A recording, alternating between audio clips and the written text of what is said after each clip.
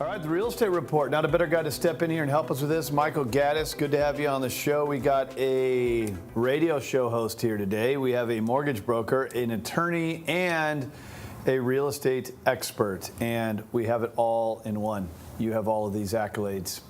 Good to have you here. Yeah, thanks for having me. So I call you the trifecta, right? Not too many attorneys. There's usually an attorney doesn't have a real estate license. A realtor doesn't usually have a legal license. So that's a very important element to this. I mean, we're talking about a big transaction, a lot of money involved. Having that legal background is pretty important, huh? Well, I'm pretty unique. In the fact that I do have my legal, my real estate, and my finance background. So in having those three things, I am kind of really unique among most realtors in San Diego County. Well, it's important from an advice standpoint, especially when we get into things like talking about the market. You have a radio show, the Michael Gaddis Show on KCBQ. You follow our program. How's the show going so far? The show's going great, great. Well, airs Wednesdays at 8 p.m.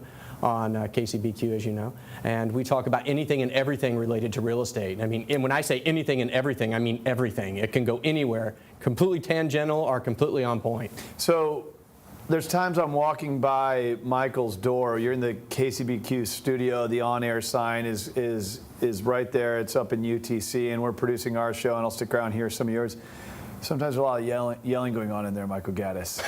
I look through the window and you're pointing, and there's no one there in front of you, but you're fired up, man. But you got a strong voice, strong message, and you help a lot of people, and that's important. When we talk about the legal and finance and real estate all in one, it's so important to get a real pulse of the market. 2016, a lot of people are pretty rosy about it. What do you think? Well, I think right now the market's not quite as hot as one might hope, but I do think that there is a good hope for the future. I think, probably in late spring and early summer, you're going to see a big change. But right now, it has been a very, very dreary winter. You think so? Now, let me ask you this. So you're in North County. That's right. You do a lot of luxury work as well. That's right. Are you seeing a difference in the micro market or the price point? Well, the micro market between the luxury homes and the intro homes. Luxury homes are sitting on the market a little bit longer than the entry-level homes and mid-level homes. It's just the price point is very high, and a lot of people are not moving necessarily. How's supply? Supply's low. I mean, but I think it will pick up. But right now, it is definitely low. Not so many people putting their home on the market. Well, you're also a finance guy, right? Interest rates are doing really well. That's good. And I want our audience to understand, when you hear that Janet Yellen has increased interest rates, that's not mortgage rates. Mortgage rates have done pretty well, so that gives you some opportunities if you're buying. But also, when we talk about mortgage and finance, there's something that I know that you are very skilled at, which is the reverse mortgage. Now, I think the sound of a reverse mortgage concerns people, right? I don't want to go in reverse. Right. It is a great financial instrument. It can be an opportunity. It can be a solution if you have challenges. Help people understand what it is. Well, it's funny. I give speeches at a lot of events, and I go to a lot of different places where demographically, the seniors are. And it's funny when I'm there, I can always tell when someone has some preconceived notion of a reverse mortgage to start looking at me like this, sounding all crinkled, like I'm some sort of leper or something. Yeah. And what that tells me is they don't understand what a reverse mortgage is or how it works. There's been a lot of changes in reverse mortgages over the years, and there's a lot of misconceptions about what a reverse mortgage is and what it does and what it has done to people. This is something that was developed under Reagan. It's a government-insured loan. I think people confuse it with the subprime stuff. Not at all. It still exists. You still retain title of your home. I was actually asked to do an interview years ago on the reverse mortgage. I don't know why they chose me and not you, but they came into the radio studio and they're asking me, and I said, look, you have to have great advice. It's got to be administered by someone who knows what they're doing. And they asked me the question, this doesn't speak to the media, which both you and I are in. They asked, is it right for everyone? And I said, no, it's not right for everyone, but it can be depending on your situation. Of course, it was a 15-minute interview. They edited it down to 2 minutes, and we interviewed Craig Sewing, radio show host. What do you think of reverse mortgage? Craig, do you think a reverse mortgage is good for everyone? No. And it's like, I didn't say no. I said no, it's not good for everyone. It's like they edited down to what I said to make it look like it's a negative thing. That was almost even the media trying to project something negative around it. But it's also called the home equity conversion mortgage. So give me an example of someone that you've helped recently maybe somebody who went to one of your seminars, and how you helped them take advantage of it, how it worked. Right. You know, and I just want to say one thing. This is reverse mortgages are one of the most personal loan products on the market.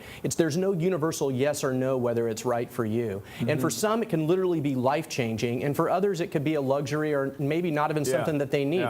But just like you asked the question, I had a gentleman who lives up in Oceanside who I just helped get a reverse mortgage. He had $3,000 of income coming in every single month.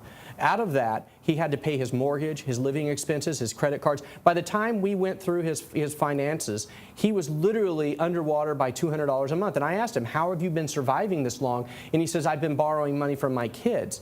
And when we were able to get him a reverse mortgage, we did a complete swing. We eliminated his house payment, which was, I think, around $1,300. So immediately he had a $1,300 more of disposable income coming in. And then we had a line of credit established for him that he could use whenever he needed to at any given time. His quality of life literally changed in like 20 minutes within a conversation with Didn't go in reverse. No, right? You know, not. I mean, just the name of it. They need to name it something different. We had a listener to our radio show about a year ago, and they took out a reverse mortgage. She took it out on her property in California, took the cash out, bought a second home in Big Bear, owns a second home, paid off, no mortgage payment because it's paid off.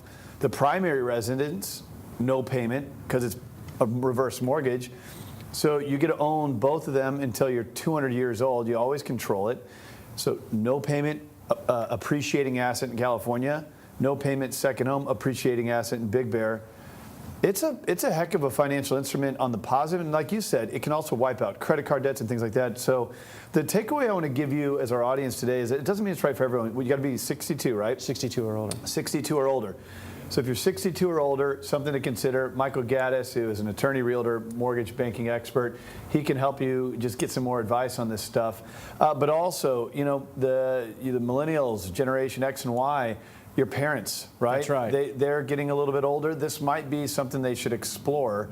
My parents are in Missouri, but if they ever wanted some advice on it, I mean, I would tell them it could be a great thing, right? So even if you're not 62 years or older, something to look into. And certainly if you are, might be a great opportunity for you. But I think the takeaway from today's show is you're not moving in reverse, right? No, you can actually move forward with it. And anybody who is, by the way, Craig, can come to my office and sit through one of my seminars and listen to the workshop and learn about it. And by the end of that workshop, I guarantee they will not have the same impression of the product when they leave. They might not need it for themselves, but they will definitely understand what it is and appreciate the value it can give to some people. One last thing, and when we talk about a mortgage, a forward mortgage guy isn't always the most skilled guy to do a reverse mortgage. So a traditional mortgage, you know, 10% down, 20% down purchase or a refinance.